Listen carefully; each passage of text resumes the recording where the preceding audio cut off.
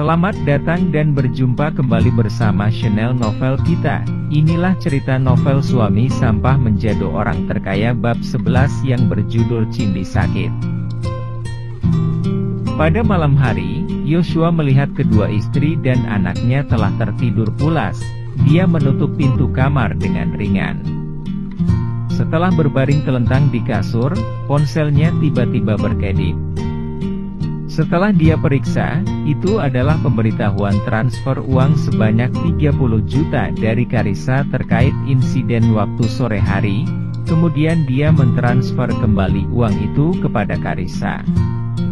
Karissa hanya seorang pelajar SMA kelas 3, meskipun kondisi keuangan di keluarga neneknya memang bagus. Tapi, semua biaya hidupnya harus meminta dari kedua orang tua yang sekarang tidak memiliki banyak sumber penghasilan. Saat ini, Yoshua bergelimang harta berjumlah triliunan yang dia dapatkan dari pembagian harta waktu itu. Dia tidak akan peduli dengan uang 30 juta itu. "Kak, apa maksudnya ini?" tanya Karissa melalui chat. Yoshua membalas, "Uang ini buat kamu pakai saja deh." Karissa mentransfer kembali 30 juta itu lagi, dengan isi chat, "Aku tidak mau pakai uangmu. Kamu punya tanggungan hutang gede 2 miliar. Juga kontrak mati bekerja 10 tahun, ujung-ujungnya harus repotin kakakku buat jagain kamu lagi."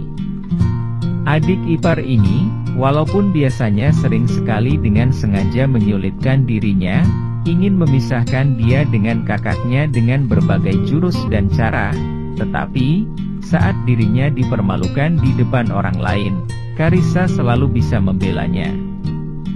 Jadi, dia tahu sebenarnya hati Karissa tidaklah jahat, miskin, lah yang menjadi pemicu dari banyak keributan. Dia melihat Karissa bersikeras tidak mau terima uangnya, dia mengirimkan chat lagi, "Kars, kelak kalau ada masalah apa-apa, kamu kasih tahu ya, aku tak akan biarkan orang lain menindasmu.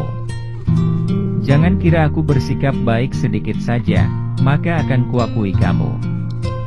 Aku tahu kamu sama kakakku itu pernikahan tanpa hubungan suami istri. Daripada kalian menderita bersama, lebih baik cepat berpisah. Dan juga, tunggu aku tamat sekolah nanti, aku akan pergi cari uang untuk besarkan Yesi bersama kakakku, kamu lebih baik ninggalin kami sejauh mungkin." Yoshua memikirkan banyak hal setelah itu, dan akhirnya terlelap pula sampai pagi. Esoknya, pagi-pagi sekali dia sudah bangun untuk siapkan makanan. Di rumah itu, Cindy yang mengurus pekerjaan yang di luar, dan dia yang mengurus rumah, makanya dia mendapatkan julukan, ayah rumah tangga. Mau bagaimana lagi, dulu bertekad meninggalkan rumah karena kemarahannya terhadap kematian ibunya. Dia pergi ke kota untuk menggantungkan hidupnya pada kakeknya Cindy, baru kemudian dia masuk ke keluarga Bonardi. Setelah kematian kakek Cindy, tidak ada orang lagi yang tahu tentang identitas aslinya. Selama ini dia amat kesal, tak sudi untuk menghubungi ayahnya, dia hanya bisa menjalani hidupnya sebagai menantu yang tinggal di rumah istri. Sebagai menantu seperti itu, banyak yang tidak menyenangi kesibukannya yang sepanjang hari mengurus anak di rumah. Dia sudah berpikiran terbuka, terserah orang lain mau memanggilnya dengan sebutan apapun. Dia bisa sebebasnya menjadi diri sendiri. Mau jadi manusia sampah atau yang lainnya, dia memegang kebebasan seutuhnya. Selesai memasak, Yoshua pergi membangunkan Cindy dan Yesi. Yesi berteriak pada Yoshua, "Ayah, ibu sakit." Yoshua segera menghampiri mereka ke kasur.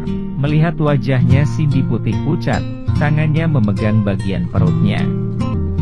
"Cin, kamu kenapa?" "Entahlah. Perutku terasa sakit dan mual, tadi tengah malam aku muntah sekali," jawab Cindy yang terlihat tidak nyaman. Yoshua tiba-tiba teringat hari ini adalah akhir pekan, Karissa lagi libur. Dia buru-buru menelepon Karissa dan berkata, Kars, cepat datang ke sini bantu jagain Yesi dulu. Kakakmu sakit, aku harus segera antar dia ke rumah sakit. Hal yang paling menyusahkan bagi anak muda yang tidak tinggal bersama orang tua setelah menikah adalah tidak ada yang bisa membantu menjaga anak-anak. Mendengar itu, Carissa langsung menurutinya dan akan menuju ke sini dengan taksi. Dia kasih tahu Carissa kunci rumah ditaruh di bawah karpet di depan pintu. Setelah telepon ditutup, dia berkata dengan anaknya, "Yesku sayang, kamu di rumah saja tunggu tante datang ke sini. Nanti tante yang antarin kamu ke sekolah ya. Ayah mau antar ibumu ke rumah sakit." "Iya, tenang aja ya. Aku di sini duduk dengan manis tunggu tante datang ya." Yoshua memeluk Yesi, menciumnya di wajah, segera membantu Cindy mengganti baju, para Cindy seindah bunga. Kalau biasanya, Yoshua pasti tidak akan melepaskan kesempatan untuk memanjakan matanya. Tapi sekarang ini, dia tidak ada mood memikirkan yang lain. Melihat Cindy menahan rasa sakit sampai keringatan, dia tahu tidak bisa menunda sedetik pun lagi. Dia lekas pergi dengan menggendong Cindy di punggungnya. Yoshua langsung kebut di jalan, membawa istrinya ke rumah sakit swasta terdekat bernama RS Harapan Bersama. Yoshua menggendong istrinya menerobos ke dalam rumah sakit, tanpa berhenti terus-terusan berteriak, "Dokter! Dokter! Cepat, cepat, ini darurat!" Seorang perawat menghampirinya dan membimbing arah. "Pak, ayo ke sini." Yoshua mengikuti perawat itu berjalan ke dalam unit gawat darurat. Setelah dicek, dokter mengatakan Cindy terkena radang usus buntu akut dan harus dioperasi segera. Ketika Cindy didorong ke dalam ruang operasi, perasaannya yang was-was itu akhirnya mereda. Tidak diduga, pada makan malam keluarga kemarin, Cindy masih baik-baik saja. Sekarang tiba-tiba saja dia jatuh sakit. Setelah Carissa mengantarkan Yesi ke sekolah, dia menanyakan kabar kakaknya ke Yoshua.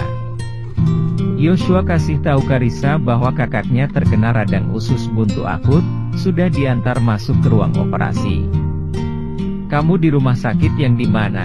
Aku ke sana sekarang." "RS Harapan Bersama." 20 menit kemudian, Carissa sudah sampai di sana. Carissa barusan sampai saja, kedua mertuanya juga menyusul di belakang. Tak perlu tebak lagi, pasti Carissa yang memberitahukan orang tuanya.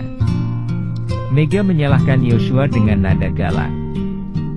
"Hei Yos, kalau terjadi sesuatu yang tidak diinginkan dengan anak kami, aku tidak akan segan-segan menghabisimu." "Ibu, kenapa ibu begitu tidak masuk akal? Apa hubungannya sama kakak ipar?" "Kakak sakit radang usus buntu," sahut Carissa membela Yoshua. Mega dengan dingin bersenandung dan berkata, "Apa yang kamu paham? Beberapa waktu yang lalu, kalau bukan karena kakakmu terlalu memusingkan soal gugatan Ciputra kepadanya, gimana dia bisa terjangkit penyakit ini?" Ini dicelakai secara tidak langsung sama Yoshua. Yoshua tak mengatakan sepatah kata pun, dia berjalan mondar-mandir di koridor dengan tangan terlipat. Dia mengkhawatirkan keselamatan istrinya, mana ada energi ekstra untuk bertengkar dengan ibu mertuanya. "Duh, jangan mondar-mandir lagi, membuatku kesal saja." Mega tampak tidak sabar, dia duduk di kursi di koridor. Pada saat ini, seorang yang nampaknya seperti kepala perawat datang dan bertanya kepada mereka, "Pak, ada satu ruangan single yang baru saja dikosongkan, mau ambilkah?" "Mau. Mau." Mega berebut menjawab duluan. "Oke, tolong ikuti saya untuk mengurus administrasi rawat inap dulu." Yoshua baru saja hendak beranjak, ibu mertuanya sudah duluan pergi ikut perawat itu. Tak lama, Mega kembali dengan marah. Dia berkata, "Rumah sakit ini keterlaluan. "Kenapa Bu?" tanya Karissa. Mega menjawab, "Tadi kepala perawat itu dengan jelas bilang ada kamar yang dikosongkan untuk kita. Dia ditelepon sama seorang supervisor. Terus kasih tahu aku kalau kamar kosong itu sudah direservasi sama orang lain. Ini kan jelas-jelas lagi mengerjai kita, bukan?" Ayah mertua Yosua yang telah lama terdiam, berbicara dengan nada yang dalam. "Sudahlah, tempat seperti ini juga harus mengandalkan hubungan, dan kita tidak mengenal siapapun di RS ini." Bersambung. Jangan lupa share, like and subscribe.